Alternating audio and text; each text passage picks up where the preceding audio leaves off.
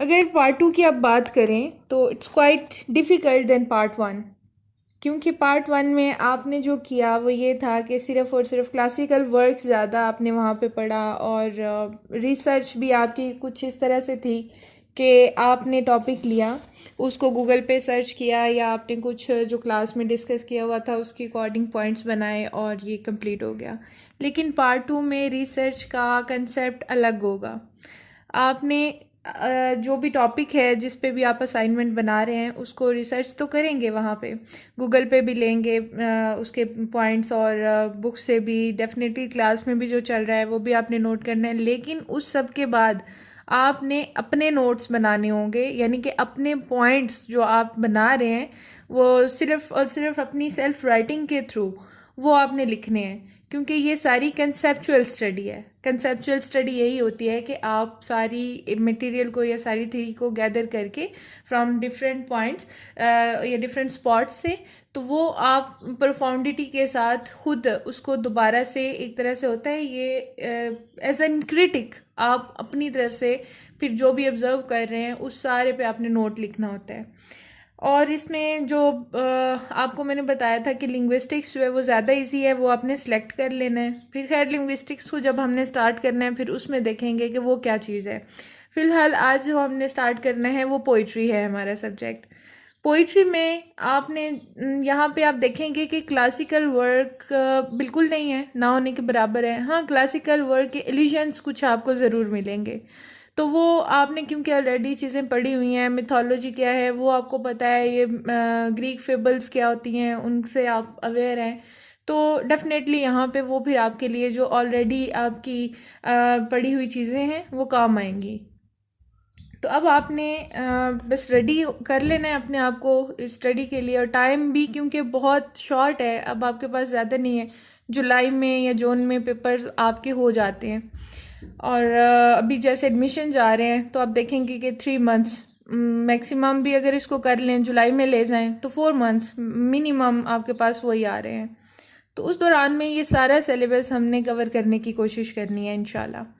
और आपने अपनी स्टडीज़ को आप बहुत ही सीरियस होके इस पर गौर व फिक्र करके हर चीज़ पे जो है ना वो करना है। यानी गौर व फिक्र की बात मैं इसलिए कर रही हूँ कि ये सिर्फ रट्टा नहीं होगा, ये वो चीज़ें नहीं होंगी कि सिर्फ रट लिया या बस थोड़ी सी चीज़ जो है वो आपको जो बताई गई सिर्फ और सिर्फ उसी पर ले करके उसी को किया, तो वो फिर आपकी डिग्री की जो डिवीज़न है ना उसकी इम्प्रूवमेंट इस तरह से नहीं हो सकती। यानी कि आप बहुत अच्छे या ग्रेस मार्क्स गेन नहीं कर सकते फिर इस तरह।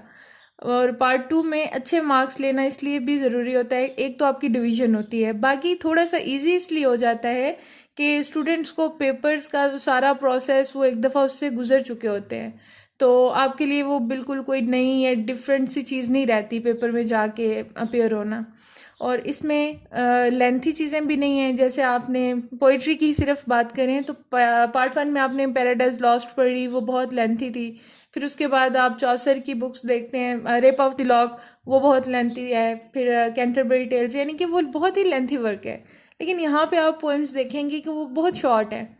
कुछ पोएम जैसे अब हाइपेरियन की बात करें कीट्स का, तो वो एक काफ़ी ज़्यादा हमें लगती है कि एक लॉन्ग सी जो है ना वो आ रही है हमारे पास पोएम। लेकिन मैक्सिमम इसमें जो पोएम्स हैं वो बहुत शॉर्ट हैं, यानी नॉट मोर देन 1 और 2 पेजेस। तो आपने बस उसी को जो है ना कर लेना है कोटेशंस वगैरह के लिहाज से। लेकिन फिर उसमें जब एक्सप्लेनेशन करनी है तो वो फिर उसी तरीके से होनी चाहिए कि आपकी अपनी रिसर्च बेस्ड चीज़ें वो आप उसमें लिखेंगे, ऐड करेंगे।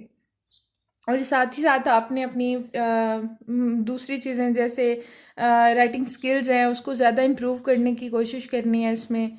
और अब तक तो आपकी वो सारी जो सेंटेंस स्ट्रक्चर में मिस्टेक्स या एरर्स वाली हैं चीज़ें हैं वो तो ख़त्म हो जानी चाहिए ना, क्योंकि अब आप इतने मैच्योर हो गए हैं कि आपकी राइटिंग स्किल्स एटलीस्ट उसमें कोई मसला ना हो।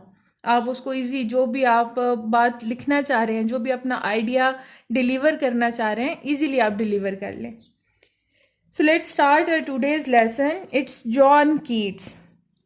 जॉन कीट्स के बारे में आज हम ज़रा डिटेल में डिस्कस करेंगे कि क्या है इसकी बायोग्राफी, क्या है, किस इरा से बिलोंग करता है, और सारी जो है ना वो डिटेल में ये डिस्कशन होगी। आपने अपने पास नोटबुक्स रख लेनी है और साथ साथ नोट डाउन करते जाना है चीज़ों को। जॉन कीट्स बिलोंग करता है 18 सेंचुरी से।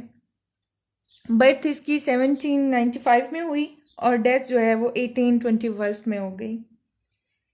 इसको कहा जाता है कि he is one of the most important in English poets.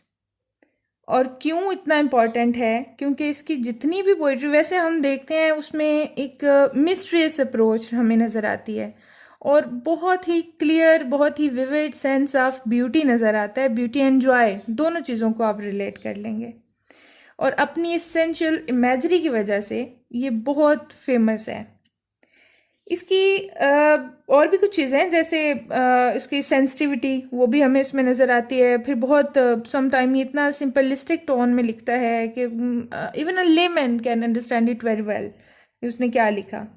तो जैसे हम देखते हैं ना कि बाकी 20th सेंचुरी के पोइट्स थे वो कुछ ना कुछ आइडियाज़ अपने डिलीवर कर रहे थे, कुछ जो हैं वो रेवोल्यूशनरीज पोइट्स की तरह काम कर रहे थे, कुछ जो है वो अपने कुछ ऑन जिसको आप कहते हैं कि एजेंडास उनको डिलीवर कर रहे थे। लेकिन कीट्स का थोड़ा सा अंदाज उनसे मुख्तलिफ है।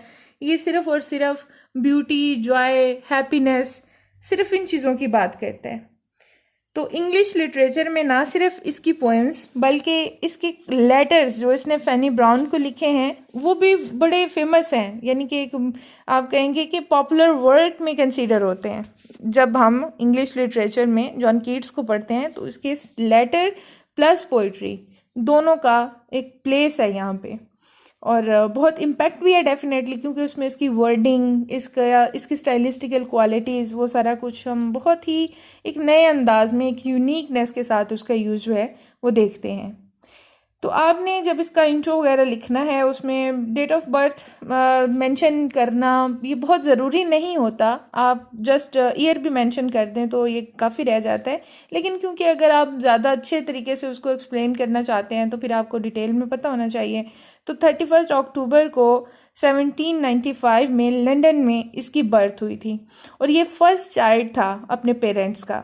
इसके पेरेंट्स में फादर का नाम थॉमस कीट्स था और मदर का नाम फ्रांसिस जेनिंग्स था। उसके टोटल 3 सिबलिंग्स थे, जॉर्ज, थॉमस और फ्रांसिस मैरी, यानी फैनी जिसको कहा जाता है। अब कीट्स जो है वो उसके अगर ग्रैंड पेरेंट्स की बात की जाए तो वो बड़े वेल ऑफ थे, लेकिन आहिस्ता आहिस्ता जब इसके स्पेशली फादर की डेथ हो गई तो उसके बाद कुछ हद तक आप कह सकते हैं कि इसके जो फाइनेंशियली कुछ प्रॉब्लम जो है ना वो आ गए, वो यानी इसे फेस करने पड़े थे बट कुछ हद तक लेकिन बहरहाल इसका जो पेरेंटेज है वो ब्राइट था, यानी कि वो इतने कुछ हद तक आप कह सकते हैं कि रिच क्लास से ही ये बिलोंग करते थे। फिर उसकी जब फादर की एक राइडिंग एक्सीडेंट में डेथ हो गई तो उसके बाद जो है ना ये पूरी फैमिली ये सफ़र करने लगी, फाइनेंशियल क्राइसिस से गुजरने लगे।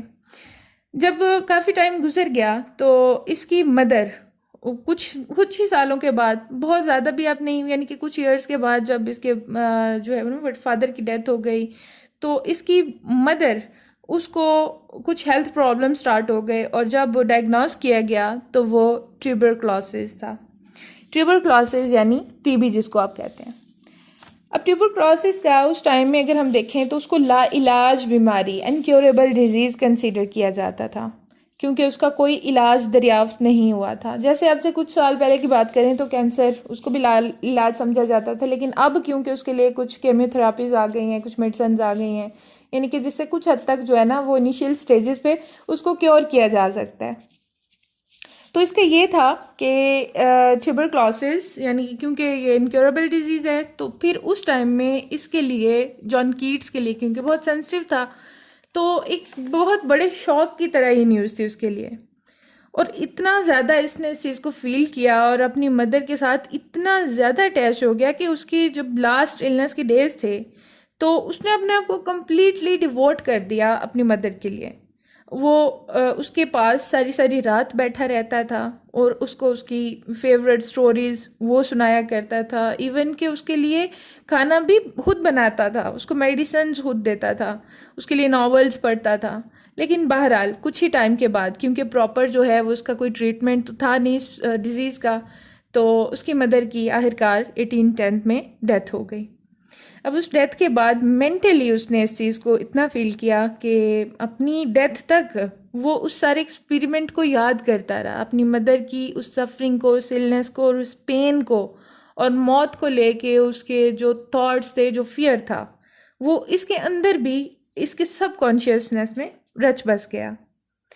बहरहाल इसी तरह इसकी जो है ना वो हम देखते हैं कि बस अप्स एंड डाउन्स के दौरान ही इसने अपनी एजुकेशन उसको इम्प्रूव किया, करते करते ये मेडिसिन्स की तरफ जो है इसको एक फील्ड मिल गई। तो उसमें इसने अपने आप को बहुत ज़्यादा वहाँ पे ये करता रहा, लेकिन क्योंकि इसका खुद अपना सिलेक्टेड ये प्रोफेशन नहीं था, इसे सिलेक्ट करना पड़ा था दूसरों के मशवरे पे। एज अ फिजिशियन इसे कहा गया कि तुम कर लो, लेकिन ये उसमें बहरहाल फिजिशियन तो एक प्रॉपर नहीं बन सका, लेकिन डिवोट इसने उसमें भी किया, बहुत टाइम दिया।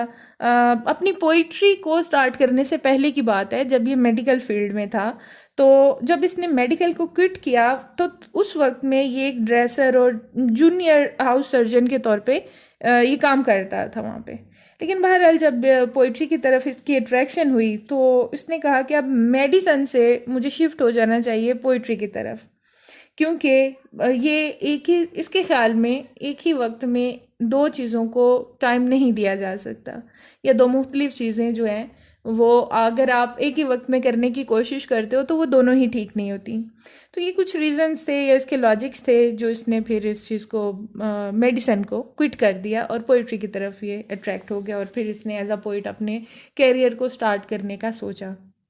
अब इस दौरान ही एक और इंसिडेंट इसकी लाइफ में हुआ, जैसे आप कहेंगे कि एक मीटिंग थी या एक छोटा सा love affair with Fanny Brown. अब फैनी ब्राउन के साथ इसका रिलेशनशिप डेवलप कब हुआ, जब इसके ब्रदर को भी यही बीमारी यानी ट्यूबरक्लोसिस हो गया था डायग्नोस, और वो हॉस्पिटल में एडमिट था और ये अपने ब्रदर को नर्स कर रहा था। तो उस वक्त इसने फैनी ब्राउन को वहाँ पे देखा और देखते ही फॉल इन लव विद फैनी। अब फैनी जो है वो भी इसकी जब आहिस्ता आहिस्ता उसके साथ इसकी डेवलपमेंट बढ़ी, इसके रिलेशनशिप की, तो उसे पता चला कि वो भी अपने फैमिली मेम्बर्स को, काफ़ी फैमिली मेम्बर्स को इसी बीमारी की वजह से खो चुकी है, और वो भी लंदनर्स थे, यानी कि उसके भी ग्रैंड पेरेंट्स लंदन से बिलोंग करते थे। बहरहाल फिर आहिस्ता आहिस्ता जो है वो इनकी बताएंगे कि रिलेशनशिप वो इसी तरह डेवलप होता गया, और इतना ज़्यादा ये इम्प्रेस था उससे कि इसने बहुत सारे उसके लिए सोनेट्स लिखे हैं, जिसमें सबसे फेमस जो है वो इसका ब्राइट स्टार के नाम से है। और जब जॉन कीट्स को खुद फर्स्ट टाइम हेमरेज हुआ, यानी कि इसको भी ये ट्यूबरक्लोसिस आखिरकार इसी बीमारी ने पकड़ लिया, क्योंकि ये नम इलाके में रहता था, और ये ट्यूबरक्लोसिस जो है वो हमेशा ये नमी की वजह से, ये डैम्पिंग एरियाज़ में ज़्यादा होती है। तो इसे फर्स्ट हेमरेज जब हुआ, यानी कि ब्लीडिंग जो है वो जब इसके स्टार्ट हुई, it was coming out from nose and mouth, तो ये इतना डिस्टर्ब हुआ कि इसने फैनी को परमिशन दे दी कि वो अपनी इंगेजमेंट इसके साथ तोड़ दे और नई ज़िंदगी स्टार्ट कर ले। तो तीन चीज़ें उस वक्त इसकी ज़िंदगी में नज़र आती हैं, जैसे आप इसको रिलेट कर सकते हैं डार्कनेस, डिजीज़ और डिप्रेशन से। ये वो टाइम था कि जब इसने बहुत क्लोज सिबलिंग्स, यानी कि पहले इसने अपने फादर को खोया, उसके बाद मदर की डेथ, और फिर सबसे क्लोज इसका ब्रदर था, फिर उसकी भी डेथ हो गई। और फैनी जिसके लिए इसने अपने आप को या अपनी लाइफ को डिवोट किया था, वो भी जब उसने देखा कि मुझे ये बीमारी है, लाइलाज बीमारी हो गई है, तो मुझे उसकी ज़िंदगी स्पाइल नहीं करनी चाहिए, तो उसके साथ भी इसने इस इंगेजमेंट को, इस रिलेशनशिप को तोड़ दिया, ख़त्म कर दिया। फिर अब इसे एडवाइस किया गया कि ये किसी वार्मर कंट्री में चला जाए, तो ये रोम साइड पे चला गया, इटली साइड पे अपने फ्रेंड के साथ। तो वहाँ पे ये ज़्यादा इम्प्रेस हुआ था ग्रीक लिटरेचर से, लेकिन वहाँ जाने के बाद तकरीबन 5 मंथ्स गुजरे थे कि इसकी फिर डेथ हो गई। और फैनी ब्राउन की अगर हम बात करें तो जब इसकी डेथ हुई थी कीट्स की, तो 6 साल तक वो इसका सोग मनाती रही थी, और फिर जब उसने शादी की, शादी को भी 6 साल गुजर गए, यानी कि टोटल 12 ईयर्स तक वो ज़िंदा रही आफ्टर हिज डेथ। और इस दौरान उसने शादी भी की, लेकिन फिर भी जो है वो ये इसको कभी भूल नहीं पाई, और इसी सोच में या इसी को याद करते करते उसकी डेथ हो गई। उसके बाद प्रॉपर जो इसकी हमें मिलती है इसकी डेथ डेट 23 फरवरी 1821, और उस वक्त इसकी एज सिर्फ और सिर्फ 25 ईयर्स थी। प्रोटेस्टेंट सिमेट्री में इसको बरिड किया गया, और लास्ट रिक्वेस्ट इसकी ये थी कि मुझे एक अननेम्ड टॉमस्टोन के अंडर जो है वो प्लेस किया जाए, यानी कि मुझे ऐसे दफनाया जाए कि कोई कुतबा ना हो मेरे नाम का। और अभी भी वहाँ पे जो कुतबा लगा हुआ है उस पे इसका नाम नहीं लिखा, उधर सिर्फ एक लाइन लिखी हुई है कि here lies one whose name was write in water. ये इसकी जो है ना वो आपने बायोग्राफी वो कर लेनी है। अब कैरियर की अगर हम इसके बात करें कि इसने अब पोइट्री में क्या वर्क किया है या अपने कैरियर को कैसे स्टार्ट किया, तो टोटल हमें इसकी ये पोइट्री का कैरियर नज़र आता है 3.5 ईयर्स का, यानी कि 3.5 साल। और 3.5 साल में इसने 150 पोएम्स लिखी हैं। लेकिन इसके अंदर भी, यानी कि इतने शॉर्ट टाइम कैरियर में भी इसने अपना एक नाम कमाया है। इसको अब जब भी इंग्लिश पोइट्री की बात की जाती है तो कीट्स के तारुफ के बगैर इंग्लिश पोइट्री को डिफाइन ही नहीं किया जा सकता। तो ये खुद कैसे इस चीज़ की तरफ अट्रैक्ट हुआ, सबसे पहले इसने स्पेंसर वर्क जो है उसने इसको इन्फ्लुएंस किया। यानी उसकी एक पोएम है बड़ी फेमस, फेयरी क्वीन के नाम से। उसमें स्पेंसर ने उसको एक एपिक स्टाइल ही दिया हुआ है। कुछ जो है ना वो जर्नीज बताता है, यानी एक स्टोरी है। उस स्टोरी के अंदर जैसे आप देखते हैं कि एक जादुई कहानी, एक लड़की होती है, शहजादी होती है, और वो जो है ना अपने फादर को बचाने के लिए एक क्वीन, फेयरी क्वीन यानी परियों की मलका के पास जाती है। वहाँ परियों की मलका एक नाइट को असाइन कर देती है इसके साथ कि जाओ इसके बाप को बचा के ले आओ। वो एक ड्रैगन की कैद में होता है, एक अजदहे की कैद में। तो इस तरह की जादुई कहानी है, लेकिन उसके अंदर लैंग्वेज का यूज़, उसके अंदर जो मैसेजेस हैं, यानी कि एक बैटल है बिटवीन गुडनेस एंड बैडनेस, तो ये सारा कुछ जो था इसका बहुत इन्फ्लुएंस था कीट्स पे। और इसके दोस्तों का कहना है कि जब इसने ये पोइम पढ़ी तो इतना ज़्यादा ये एक्साइटेड था कि he would talk of nothing but Spencer only. Spencer के अलावा किसी की बात ही नहीं किया करता था। तो ये जो इमेजिनेटिव ब्यूटी ऑफ स्पेंसर है उसको इसने यहाँ से पिक किया, और वही चीज़ इसकी अपनी भी क्रिएशन में कहीं कहीं पे, यानी जिसको आप कहते हैं ना कि एक झलक से नज़र आना, तो वो हमें नज़र आती है। फिर उसके बाद इसने होमर की भी कुछ जो है वो बुक्स पढ़ी। फिर उसके बाद मज़ीद इसकी जो एक क्रिएटिविटी है वो और ज़्यादा कुछ निखर के सामने आ गई। और इसी तरह रैंडमली फिर पढ़ते पढ़ते ये और भी बुक्स के साथ इसने जो है वो कंसर्न किया, पढ़ता गया, और आहिस्ता आहिस्ता इसका इंटरेस्ट इतना डेवलप हो गया कि इसे लगने लगा कि ये खुद भी लिखना चाहे तो लिख सकता है, ये इसे कम से कम ट्राई ज़रूर करना चाहिए। लेकिन क्योंकि इसकी कुछ पोएम्स जिसमें इसके कुछ ऑर्ड्स हैं, जब वो लिखे गए तो वो इतना ज़्यादा उसको एडमायर नहीं किया गया, बल्कि किसी हद तक क्रिटिसाइज़ किया गया। तो बहुत ये डिस हार्ट हुआ था उस चीज़ को लेके कि मुझे इतना, जितना मैं समझता था उतनी मेरी तारीफ़ नहीं की गई है इस तरह। लेकिन फिर भी ये कहा करता था कि मेरी एक विश है, या जैसे दूसरों से एक बात करते हुए एक इनर विश को रिवील किया जाता है, तो अपनी इसकी वर्डिंग ये थी कि I think I shall be among the English poets after my death. इसको एक विटी रिमार्क आप कहेंगे कि मेरी उम्मीद है या मैं सोचता हूँ कि मरने के बाद मेरा नाम जो है वो इंग्लिश पोइट्स में लिखा जाएगा। यानी मॉकली ये बात किया करता था, लेकिन ये बात जो है ये सच साबित हो गई। हालांकि इसकी डेथ 25 ईयर्स में ही हो गई है, लेकिन कम अज़ कम अपनी डेथ के बाद भी इसने अपना वो जो ड्रीम है उसको अचीव कर लिया, उसको इसने ऐसे ही नहीं जाने दिया। फिर आप कुछ जो है वो चीज़ें और इसमें नोट कर सकते हैं, उसके ऑर्ड्स की बात कर सकते हैं। अपने इस शॉर्ट राइटिंग लाइफ कैरियर में इसने कुछ ऐसे कीट्स ने वो लिखे हैं ऑड्स जिनको इतना एडमायर किया गया, इतना एडमायर कि अब भी जितने भी ब्रिटिशर पोइट्स हैं वो सबसे ज़्यादा जो मोस्ट स्टडीड वर्क है वो इसके ऑड्स में आता है। इन्हीं पोइम से ज़्यादा इसकी ऑड्स को लाइक किया जाता है। और इसके जो ऑड्स हैं उसमें चीज़ हमें क्या मिलती है, एक रिलेशनशिप हमें नज़र आता है एक्सपीरियंस और एस्पिरेशन का, और उसके साथ साथ इमेजिनेटिव एक्सप्लोरेशन है उसमें।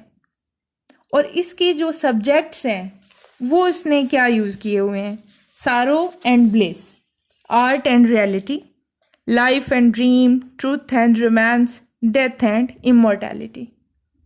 यानी कि कॉम्बिनेशन आपने देखना है कि हर चीज़ का कितना ब्यूटीफुली इसने कॉम्बिनेशन एक दूसरे के साथ ये कंपैरिजन या कंट्रास्ट किया हुआ है। अब इसके जो 5 ऑड्स हैं वो सबसे फेमस, और लिखे भी इसने टोटल 5 ही हैं, बाकी पोइम्स हैं या सोनेट्स हैं। ऑड्स इसके टोटल जो हैं वो 5 हैं, जिसमें एक ऑड है on psyche, second is Grecian earn. Grecian earn जो है ये एक बहुत इंस्पायर हुआ था ये जब ग्रीक वर्ड से, तो उस वक्त इसने जो है ये ग्रेशियन अर्न पे पूरा ऑड लिख दिया। यानी इसमें इसकी ऑब्जर्वेशन या पर्सनल एक्सपेरिमेंट भी है। ये उस ग्रेशियन अर्न को विज़िट किया उसने एक म्यूज़ियम में, और फिर इंस्पायरेशन इतनी से हुई कि उसने उस पर ऑड लिख दिया। उसके बाद इसने एक ऑड लिखा है थर्ड वन जो मैलेकिनली है और नाइटिंगेल पे है। इसके अंदर हमें पोइट के जो एक कहते हैं ना मूड स्विंग्स, ये उसकी अपनी पर्सनल फीलिंग्स, वो हमें उसके अपने माइंड की सारी जो है वहाँ पे डिपिक्शन नज़र आती है। और फिफ्थ वन इसका इंडोलेंस पे है। इंडोलेंस में आप बताएंगे कि actually it's a weaker degree of both inspirations, जिसमें इसकी अपनी पर्सनल फीलिंग्स भी हैं और आउटर वर्ल्ड से भी लिया हुआ एक्सपेरिमेंट है, इनके वो दोनों को लिखता है। तो ये उसके टोटल जो है वो 5 ऑड्स हैं जो आपने इसमें वैसे तो 3 पढ़ने हैं, लेकिन बाकी 2 का भी आपको पता होना चाहिए, आप रेफरेंस के लिए यूज़ कर सकते हैं। अब नाइटिंगेल की बात करें जो कि बहुत फेमस है इसका ऑड, तो उसमें इसने एक हैप्पी वर्ड दिखाया हुआ है। और हैप्पी वर्ड कौन सा है, एक नेचुरल वर्ड का जो है ना वो एक इसने कंट्रास्ट किया है ह्यूमन वर्ड से। और ह्यूमन वर्ड में इसने क्या शो करवाया है, पेन या सॉरोज, सफरिंग्स, डेथ, ये सारी चीज़ें। और इसके कंट्रास्ट में वो ब्लिस दिखाता है, हैप्पीनेस दिखाता है, और एक नेचुरल जिसको आप कहते हैं नेचुरल जॉय, उसकी बात करता है।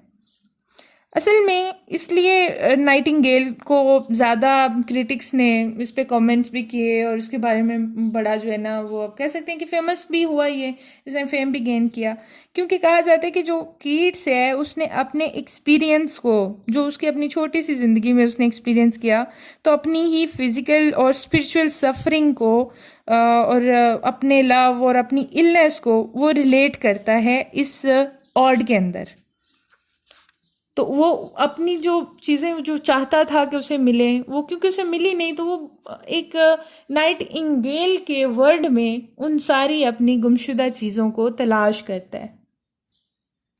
फिर odd on a Grecian earn की अगर हम बात करें तो इसमें भी हमें जो है ना वो एक, वैसे तो ये सारा ग्रीक वर्ड से इंस्पायर होके इसने लिखा है। जैसे एक क्रिटिक है ना स्विनबर्न, उसने इसके बारे में लिखा है कि ode to a nightingale is one of the final masterpieces of human work in all the time and for all edges.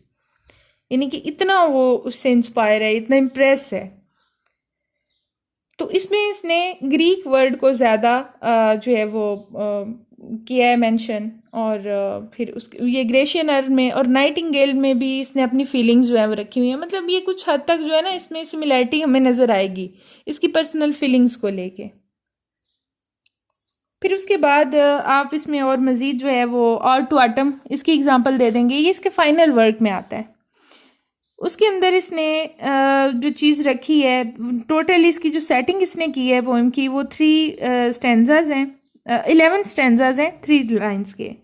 और उसके अंदर इसने अपनी एक, जिसको कहते हैं ना कि एक मेच्योरिटी के साथ शो करवाना किसी चीज़ को, वो करवाया हुआ है।